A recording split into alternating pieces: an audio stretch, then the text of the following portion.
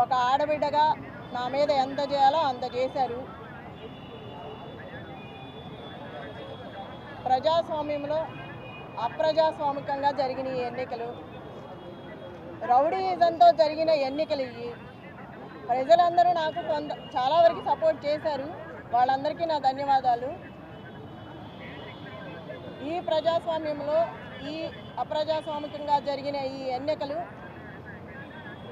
దాని గురించి మనం అనుకోవాల్సిన అవసరం లేదు. మొన్న జరిగిన 11వ తారీఖు అందరూ చూశారు. ప్రతి ఒక్కళ్ళు ఏం జరిగిందో అందరికీ తెలిసి చెప్పాల్సిన అవసరం లేదు. రిగ్గింగ్లు, రౌడీయిజాలు అదే పైకి వచ్చింది, అదే గెలిచింది. అది ఒక మహిళ మీద.